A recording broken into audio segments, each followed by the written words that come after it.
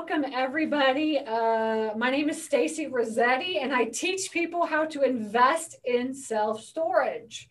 All right, we do this through my coaching program, which is Storage Nerds. All right, so make sure that you check out Storage Nerds. Right, just go to storagenerds.com. And you can check out the coaching program if you want like one-on-one help with that. We have like the best community through storage. It is a Storage Nerds. It's a mastermind plus coaching. So what that means is that we meet on like every other Tuesday we meet. You get to meet everybody in the community and we all share all the things that we're doing. Okay. The coaching program, I'm so excited. The coaching program is only open a few times a year. That's it. The doors are only open a few times a year. The reason why is because I want to spend the next 90 days making sure that you get a facility under contract, right? So I can't like do all, I can't like keep marketing and do all that stuff because I really want to focus on the students. Guess what? My students have the best deals ever. I do coaching all Monday afternoons is when I do coaching for my students. That's when they can hop onto a call and then they tell me all the different deals that they're doing and finding, or if they need help or motivation or whatever they need. And one of my students right now is he wants to wholesale self-storage. He wants to wholesale self-storage. And so he joined the coaching program to learn how to wholesale self-storage, and which is awesome, right? Because that's one of the 6 ways that you can invest in self-storage is by wholesaling self-storage. And I had no idea even how to wholesale when he joined.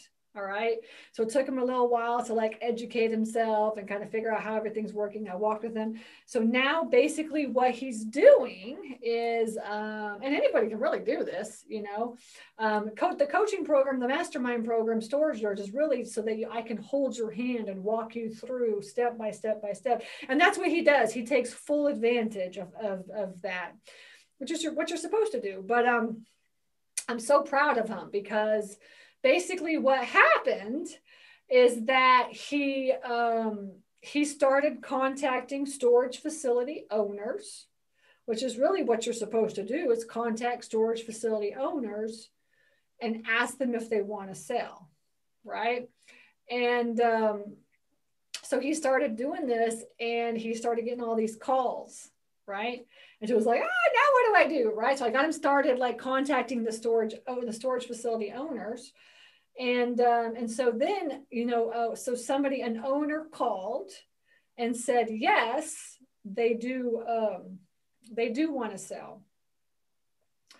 And so of course he was like, okay, now what do I do? So what we did is we created, or we kind of sort of created a like a checklist for him. He's like, what do I do? What do I ask him? And I can give you all that here in just a minute. But so he called the owner, right? And he asked them, basically, these are the questions that he asked. And this is what I told him to ask. Is number 1, what's the purchase price? What's your sell price? Is it sell price or sell price? It's sell price, right? That looks better.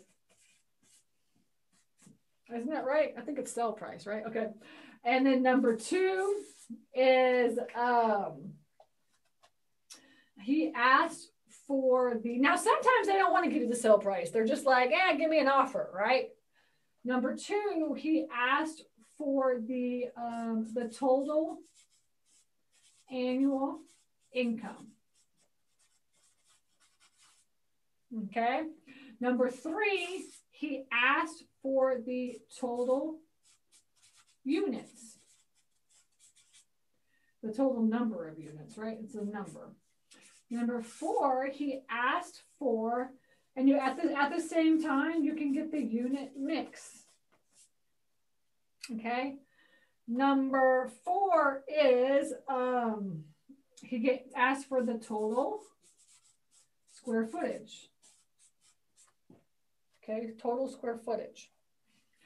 And number 5, he asked for the property taxes. Number 6, he asked for the vacancy percentage. How full is it? How empty is it? Are you full or not full? Number 7 is the utilities expenses. Number 8 is the insurance cost. Okay.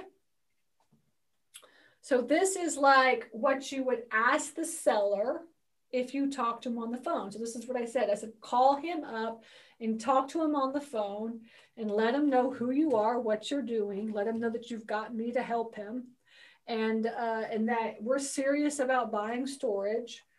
And this is what we need in order to give him an offer. Okay. He's like, all right, I'm going to call him up and I'm going to talk to him. And I said, okay. This is a great scenario of wholesaling self-storage at its finest. Okay. So he asked this, he called and he asked this. And this is not everything that you need to run commercial deal analysis, but this is the stuff that you need to get from the owner in order to run commercial deal analysis. Okay. This is like step 1 of commercial deal analysis. Okay. So he said his purchase price, he said he wanted it to be between $2 million and $3 million. This is what he wanted. He's like, I'm not sure, but this is what I'm thinking, between $2 and $3 million. Okay. And then the second thing that we said, y'all tell me what the list is, all right, so we can go down. Total annual income. His total income was $276,000. Okay. What was number 8? I don't know. Y'all need to help each other out while I'm teaching, okay? I can't get distracted. Number 8 is insurance. What's number 3? So we have the purchase price, the income. What's number 3? Somebody put it in the chat. Total units is, let me look it up, actually. I can't remember. Let me look it up. Hang on. And let's see. Hang on. This up. Okay. There it is. Okay. 185, 20,000, 6, 12, and 6. Okay. All right, now I got it. Okay, total units, 185,000. 185,000. That'd a big ass storage facility. Okay, no, 185 units. Okay. And the total square footage, what's next? Total square footage, right?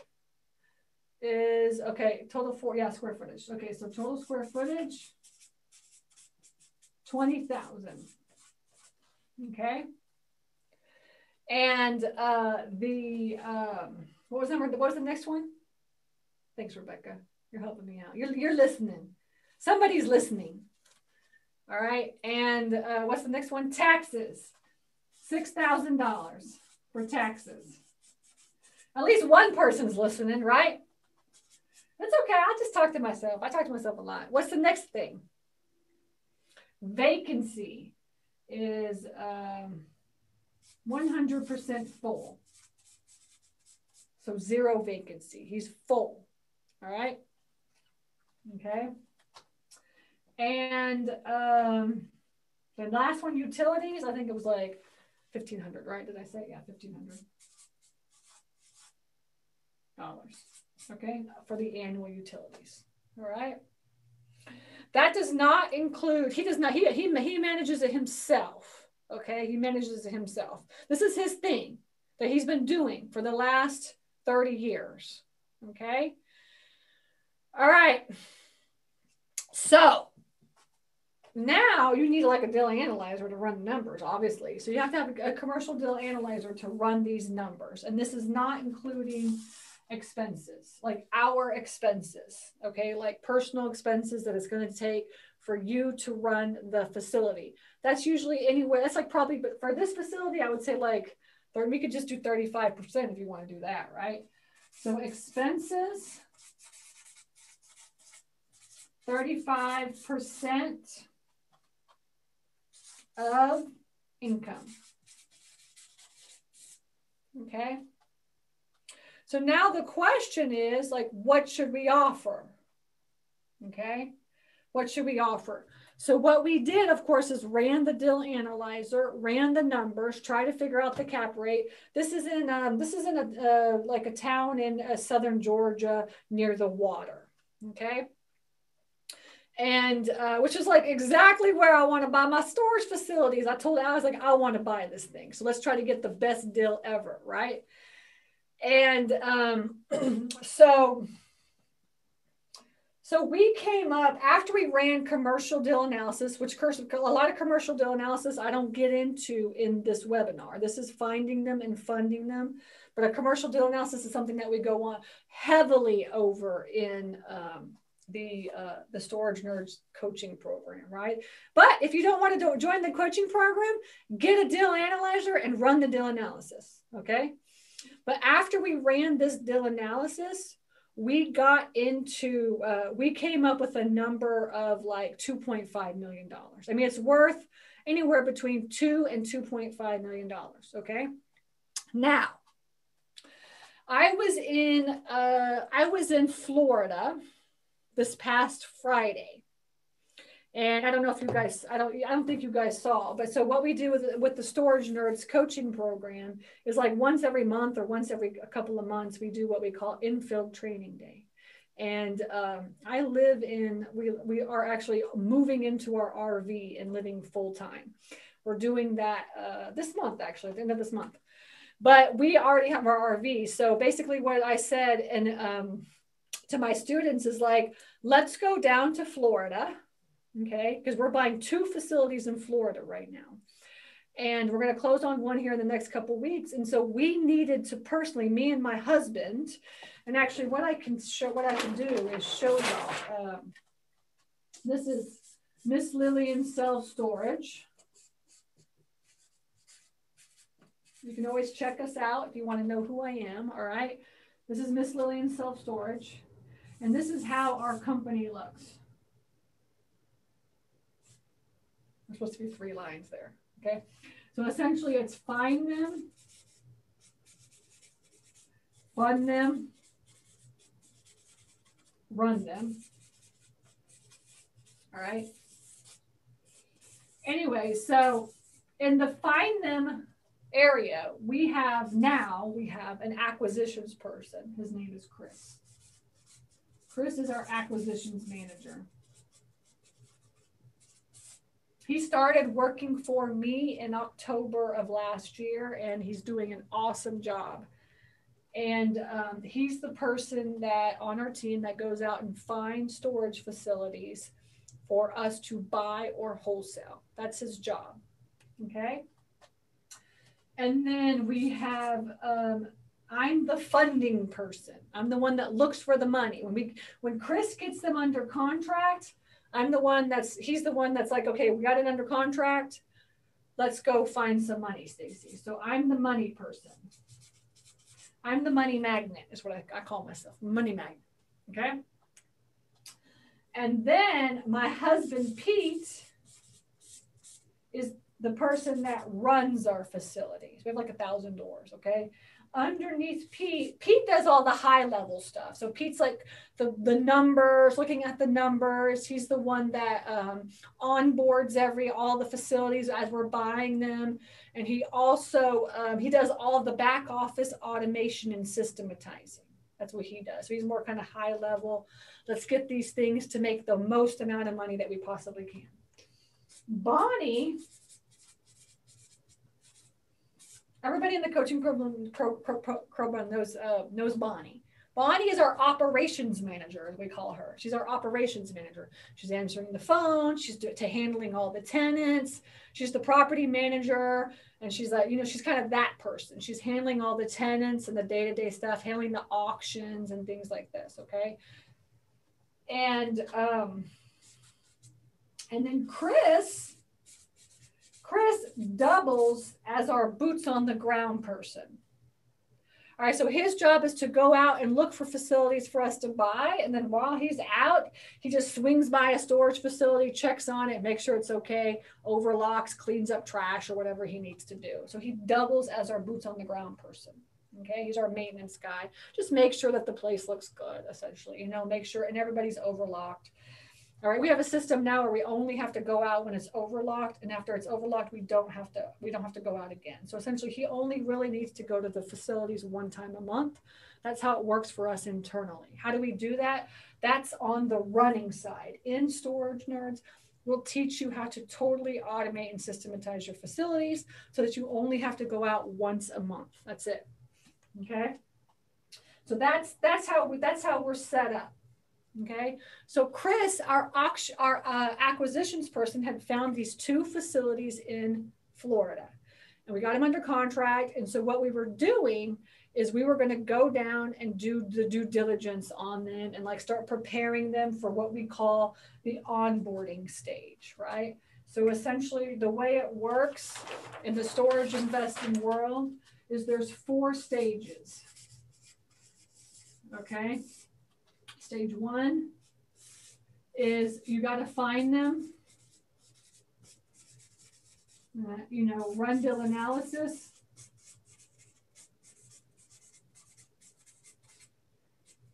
and you got to put them under contract, make an offer, put it under contract. Okay, that's stage 1. Stage 2 is what we call the onboarding stage. Okay, what that means is as soon as you put it under contract, that is when you're going to find the money, so funding. But also you're going to onboard them as in getting everything that needs to get done so that on day 1 when you close, it only takes you a month to get everybody into the software, get all the contracts signed, this kind of thing. It just takes very little time. If you don't do this onboarding phase, then once you close, it just takes forever for you to really get everything up and running. So we've learned now in the onboarding phase to get everything done that we absolutely need to get done. Okay. So the funding and onboarding phase is stage 2. Stage 3, this is when you close the contract, right? So this is like automation. I'm sorry. Yeah, this is like automation, getting it up and running. You close the deal, and get it going. This is like the most stressful time, right? Because this is when you're doing owner transfers and you're trying to get new contracts signed and this kind of thing, okay? And trying to really kind of figure the whole thing out, right? That's the first, this is the next session, the next stage. And then by stage 4, this is where you're really systematizing. Systems, you want to be totally automated. And this is where you're I can really start looking for a new facility. Okay. Now, the first time we bought a storage facility, stage 1, it took us probably 120 to 180 days. Stage 2 took us, we didn't even do stage 2. I had funding already. So that was easy, but we didn't do any onboarding. I was okay, we just close this thing and then just try to figure it out. So stage 3, we were in stage 3 for almost a year. It took us a good year to figure out what the hell we were doing.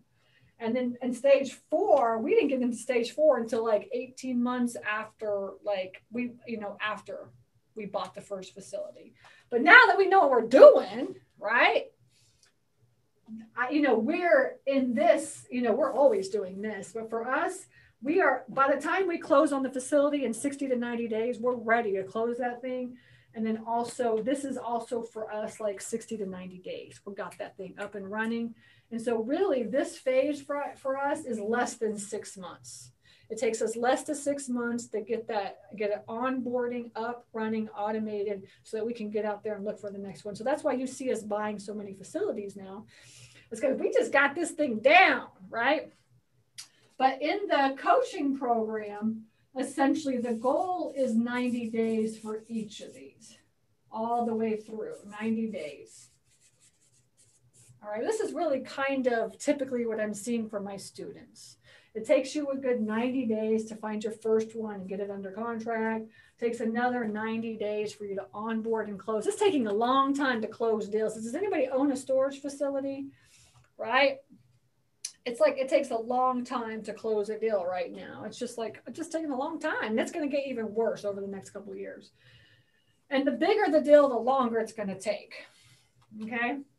And then this one right here, is going to take you a good 90 days. This is the hardest part of the whole thing. It's just this part. And then after that, after 9 months, it's like I see my students out looking for another deal. It's awesome. So we got this down. We got this cycle down. Okay. So in Florida, we are in for Florida. We're on the onboarding phases. We're doing onboarding for the 2 facilities that we're going to buy. And so what I did is I basically told my students, I was like, look, we're going down to Florida. Anybody that wants to come and hang out with us, y'all can do that and hang out. And we'll show you how we do all the due diligence. And we'll show you kind of what we do to prepare and get ready for like the closing. We're going to close on one of these on the 28th. And the other one, we're going to close like a month later.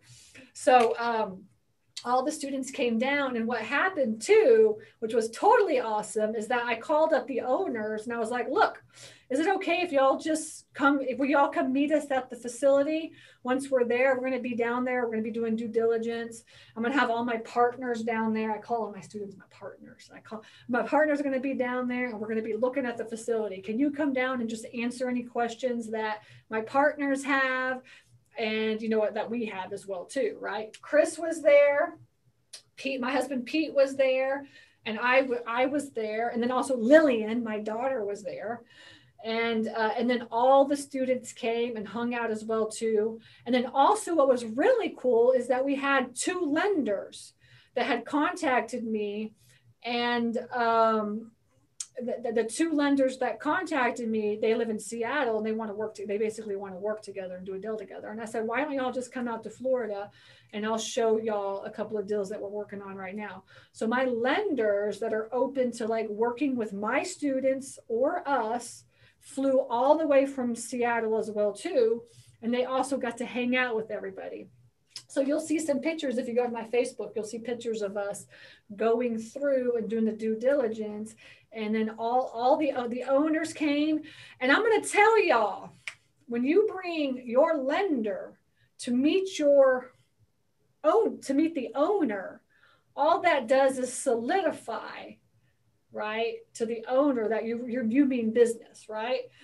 And so we have a couple of pictures of like the lender and the owners. Like I took a couple of pictures of them just like talking and stuff. My lender was asking him questions like, what's your P&L look like? What's your balance sheet? And the owner was like, hey, just come on into my office. I'll show you around. And he's like, we'll give you all the documents that you need, right? And this is an income producing property. And so my lender and then the owner went in, and you know what they did? The owner, he printed out the P&L and the balance sheet because they don't have email. They don't have email. Okay.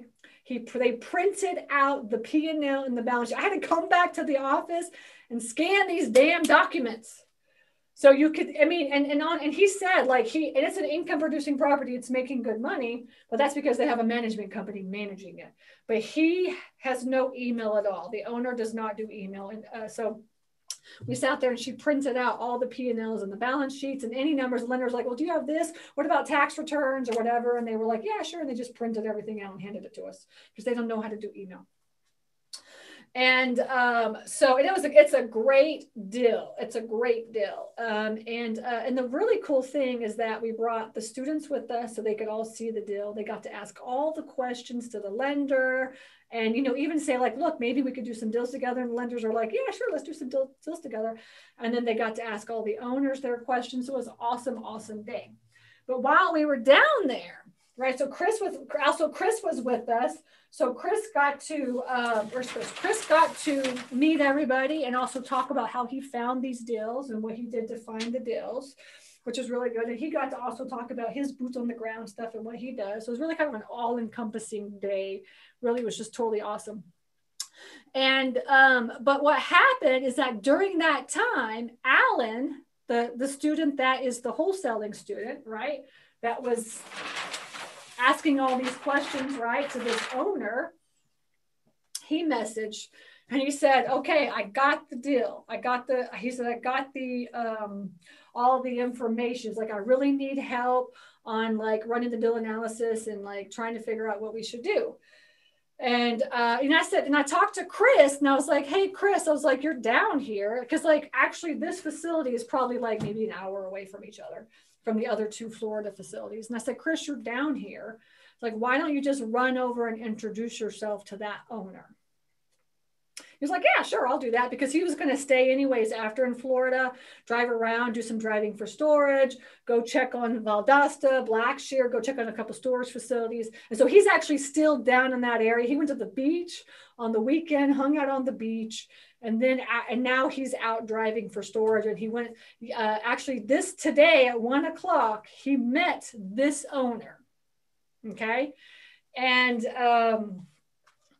I haven't talked to Chris to see how it went, but I did talk to Alan, my student. We had a coaching session, and he's like, I talked to Chris, and Chris said that it went awesome, and the owner wants to put it under contract. And I was like, awesome, let's put it under contract. What does he want? And so he said, and Alan said, he said, after I talked to Chris, I called the owner, and the owner was like, hey, I really want to tell you that I really appreciate you sending somebody from your team out. He's like, I'm telling you, like, I had these doubts that you were even truly interested in buying this facility, because it's an expensive facility.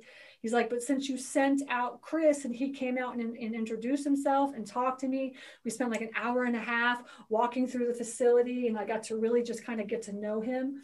He's like, I have an offer for you. This is my offer. And he told us what he wants. Let me tell you what he wants. Okay. And y'all tell me what you think. Isn't this exciting? I love me a good deal. It's so fun.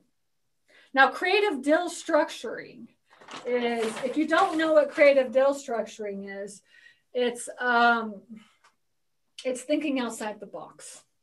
All right. And I'm going to tell you, a lot of storage facility owners love thinking outside the box. But the thing is that they don't know they love it. They don't know that that's what they want to do until you explain it to them, right? So you have to learn creative deal structuring. You have to learn how to structure deals. So the hardest part about self-storage investing is understanding commercial deal analysis on the front end, and then structuring the deal so that it's a win-win situation for all parties involved. Okay, that's what creative deal structuring. It's not going and finding a $2 million facility and going into the bank and getting a loan. That is not creative deal structuring. Creative deal structuring is when you try to figure out how you can buy a $2 million facility without putting any money or very little money into the deal. That's creative deal structuring. I do creative deal structuring on all my facilities. I own millions and millions of dollars worth of storage, and I haven't put a dime into purchasing any of them. Mm-hmm.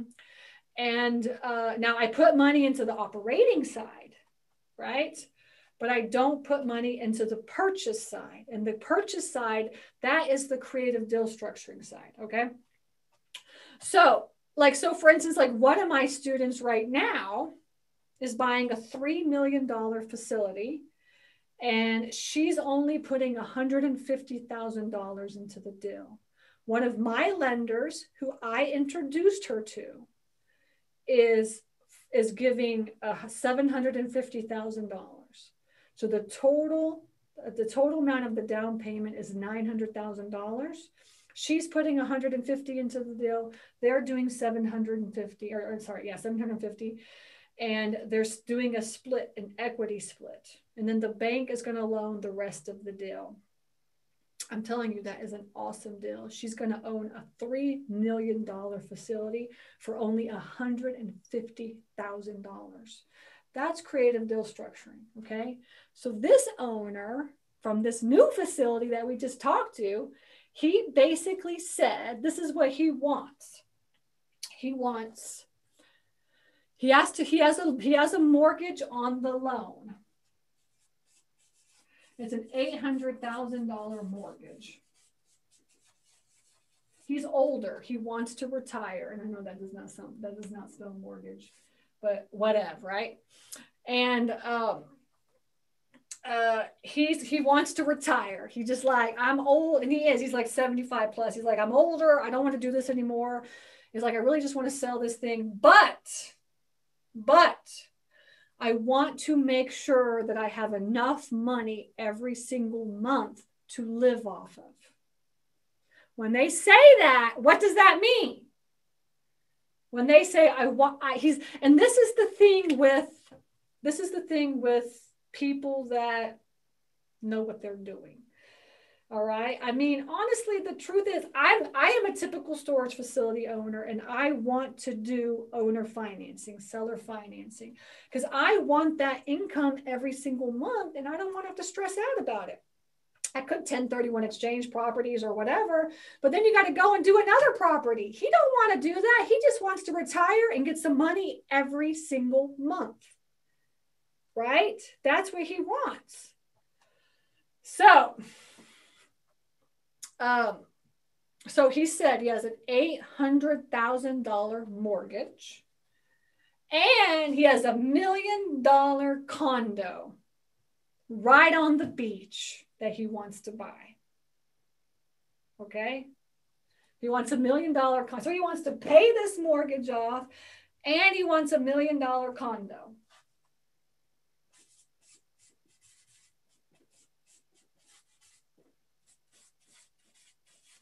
Well, we already know that's $1.8 million. Okay. And I said it's going to be like $2.2 to $3 million. We're running the numbers. It's like 2.5 to 2.8 really is what it is. Okay. And I'm like pushing for 2, right? But think about this. If you went to a bank and got a loan on $2.5 million, what are you actually going to pay for that property over the next 10 to 20 years? Okay. Think about that. Okay. So what he wants is he wants $1.8 million cash. Okay. And so we have 1.8 mil. I'm looking for some partners on this, Frank, too. We could partner on this. Anybody, but and then he wants, after that, he wants $12,000 a month for 10 years. How much is that? He wants $12,000 a month for 10 years. He's 75 and he's thinking he's going to live to 85. Right? So he wants $12,000 a month for 10 years. What is that? Can anybody calculate that and give me that number? $12,000 a month for 10 years.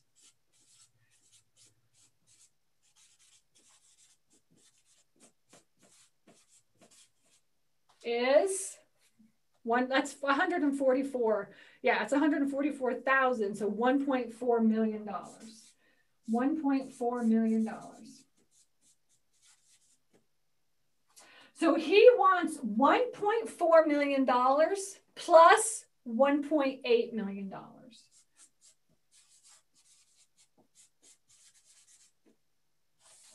Okay, so he wants a total of $3.2 million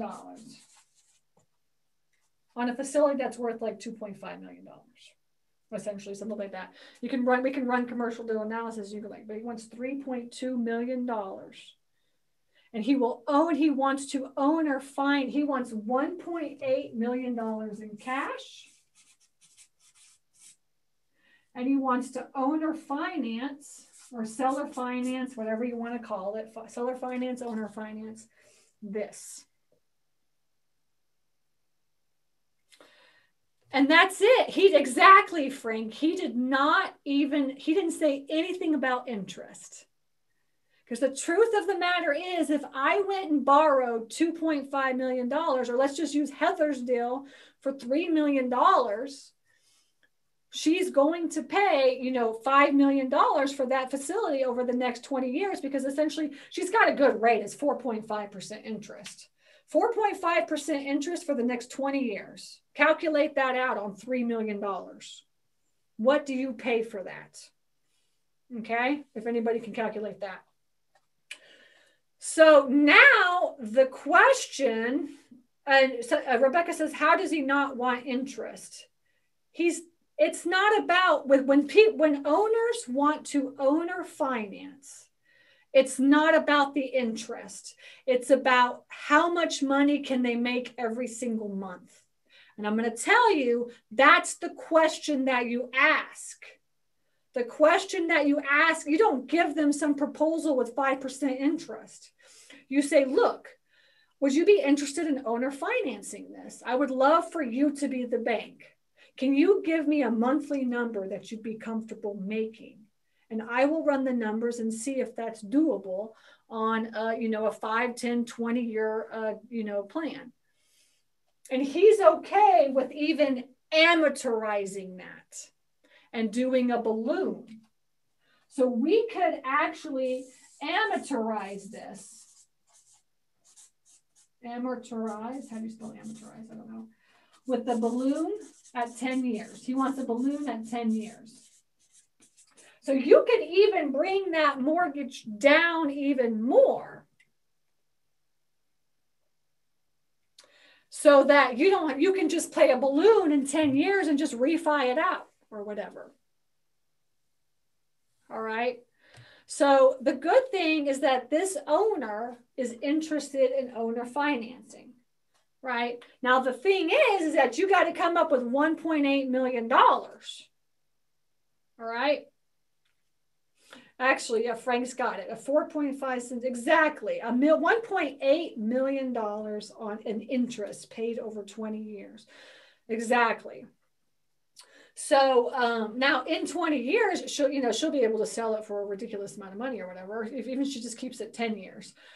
But the point is that now we have a situation where we need to pay this off.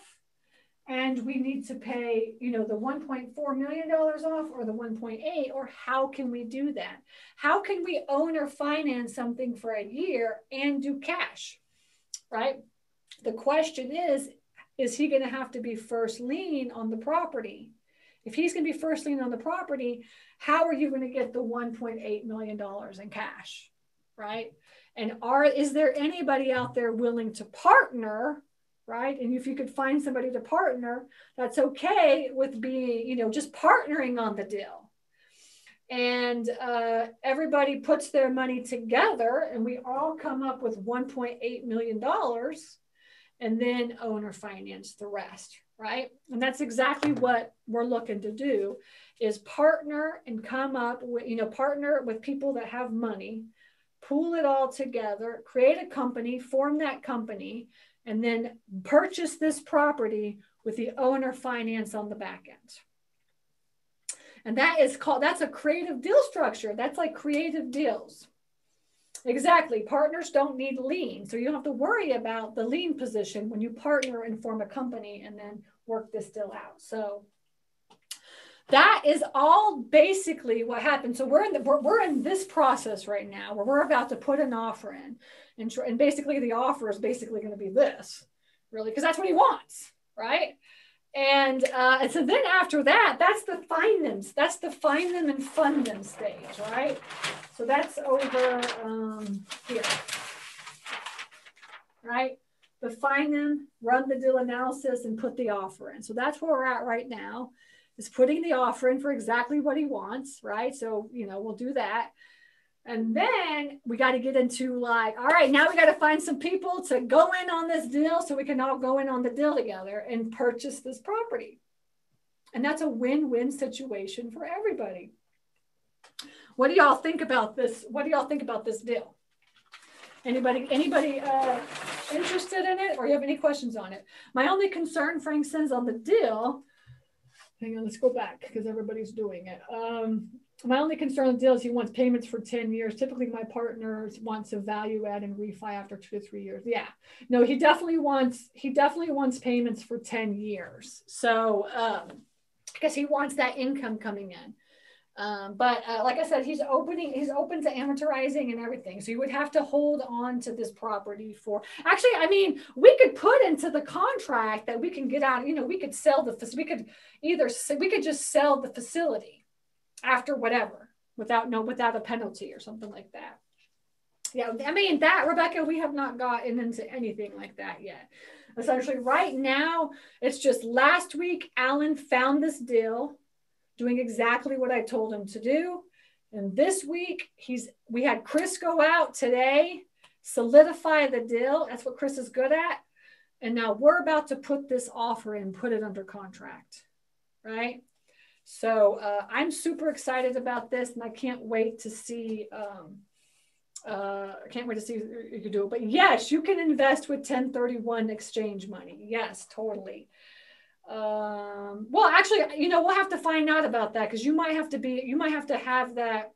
No, you can do partner deals on a 1031 exchange. All you have to do is you have to give your address.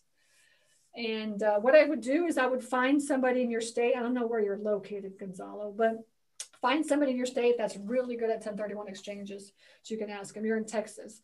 Find out in your state how that would work on a deal like this. This is in Florida. Now, I know somebody in Florida that's like awesome in 1031 exchanges, but I don't know anybody in Texas. If anybody has a suggestion on that, put it into the, yeah. And so Rebecca, and actually it's so funny because like, when we were on our infield training day and everybody like got to meet Chris, they were all like, we need Chris. And so basically I told Chris, I was like, you ready to start this acquisitions training program that we're going to start? We need to start making more of you, then they can go out nationwide and start looking for facilities. And he was like, yeah, let's train some people, you know? So I was thinking like, man, we should really get some more. We need more Chris's in the world, honestly. And so I'm thinking about that, turning my brain, like maybe we could start some sort of like acquisition training people to go out and like look for more deals, because he is getting so good at it. I'm so proud of him. I'm so proud of him. And then one of my students was like, look, Stacy, he came up to me after, like even after Chris left, he's like, Stacy, I have an idea. And I was like, what's the idea? He's like, how much would you charge for me to come to hire Chris to come work for me for a week?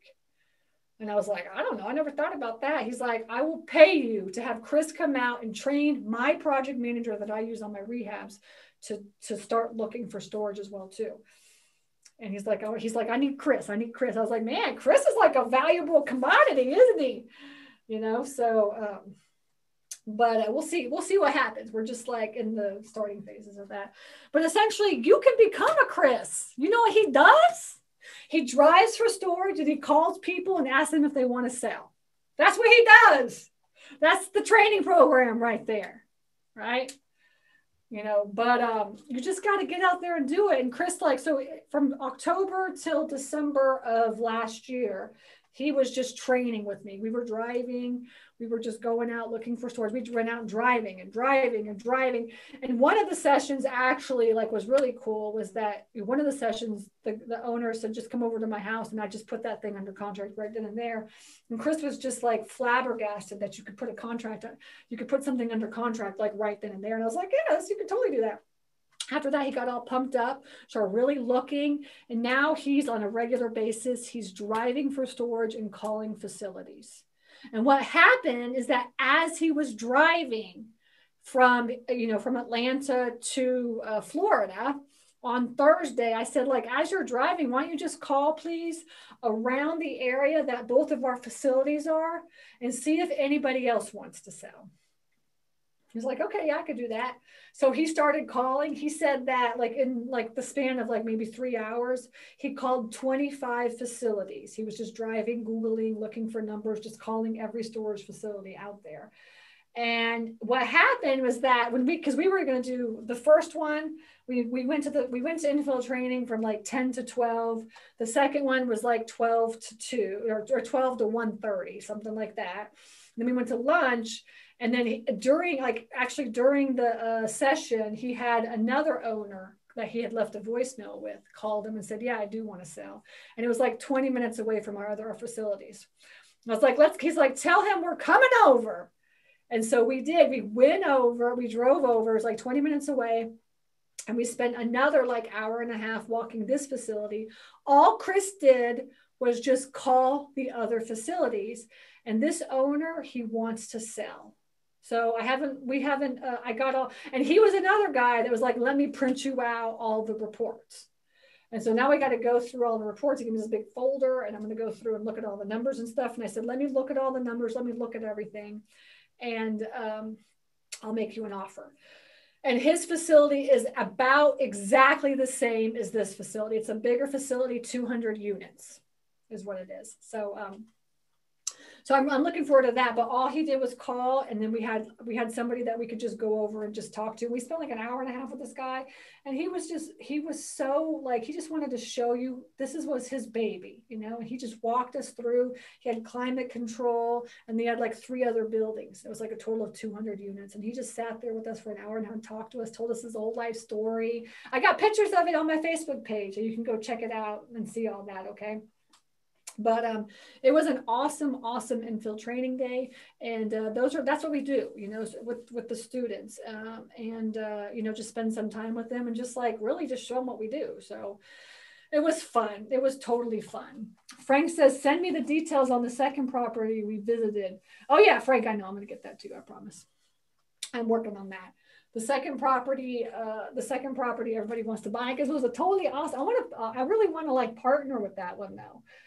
Okay, let's see. Okay, how do you automate a storage facility?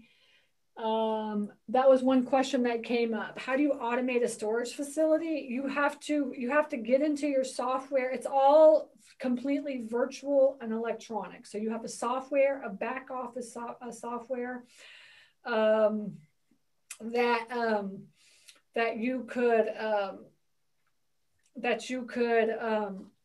you use to just like automate everything. I mean, essentially your software really manages your storage facilities.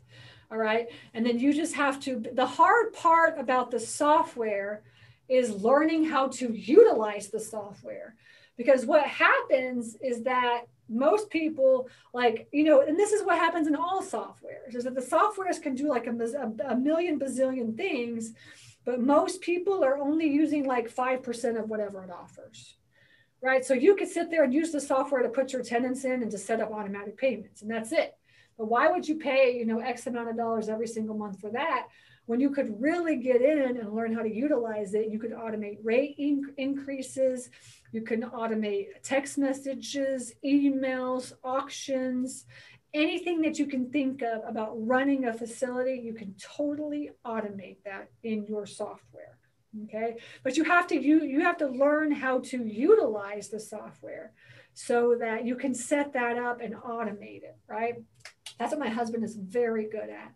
And actually, he is a beta tester for the software. We use storage. And like what happens is when like storage comes out with like new features within the software, my husband is one of the ones that tests it out and really gets in there and like says, okay, like you need to change this and update this. So we've become like, we use it so much that they've asked us to really beta test it and stuff. So it's really kind of cool. But yeah, so to automate a storage facility, you learn how to utilize the software. Gone are the days where you have to get a contract signed. You have to go down to your facility. Like I said, we own 1,000 doors. And I was trying to get my husband on the way down to stop at our facilities. I was like, we're driving right past Valdosta. Why don't we just stop and take a look at it? And he was like, why? That's not my job. He wouldn't even go. He would not even go. So that's kind of where we're at now. Like there's no reason for us to go to the storage facilities, right? We just automate everything. And then we have Chris and Bonnie really managing all that for us. Okay. And then the other question that I missed was, what if you find a mismanaged unit and call the number on the sign, but the voicemail is full? The place is very bad, only your gates were locked. You need to skip trace. Skip trace that facility to call the owner. Skip tracing means that you get all the personal information and you can get their information and call them like directly. You don't call the number on the sign. Always try the number on the sign first. If it doesn't work, you need to get the owner's personal information. When you skip trace, you can get emails, you can get phone numbers. Sometimes you can get family member stuff. I've called like cousins and nephews and stuff to get owners as well too, because I get all that information from skip tracing. Okay. And another Q&A, do you have samples of contracts on hand? Yeah, you get everything anytime that you want. A contract, deal analyzers, templates, checklists. We're going to open the door next week. When you join the coaching program, you get all that. All right. But that's the only way that you get access to my stuff is by being in the coaching program. Now, this webinar is every Monday, and you get to see me just like rambling about like, deals or whatever. But the true coaching, the true masterminding, the true community, the true hand-holding, the true partnering, the true learning, the true everything is really in the coaching program. And I'm very, very proud of our coaching program. It's a very awesome community, and I know it's only going to get better. So the doors are going to open this next Monday. When they open, you will get an email with my access to my calendar. If you're interested in talking to me about the coaching program, I will be available. You can get on my calendar, and then we will see if it's if it's a good fit for you, essentially. So that's what it is. As Frank says, as a coaching student, I will say the coaching is so worth it. The content connections worth. Yeah, see, Frank went to the infill training day. That infill training day was so awesome, wasn't it? Oh my gosh, it was amazing. After I do the infill training days, I just get so inspired and pumped up. And those infill training days are just going to get better too, because I was thinking about some other stuff that I could do, and I was like, ooh, we're going to do those for the next ones. So anyway, so that's basically it. Please check out storagenerds.com or go to stacyrossetti.com, and then you can see everything, and I'll show that to you right here. So just in case anybody needs to know where to go, you just go right here to stacyrossetti.com, right? And then you'll click on Storage Nerds for the coaching, online courses. This is the super simple. If you just want to get the course, you can just get the course. All kinds of free trainings. That's this webinar. Here's my investor page. This is how I raise money.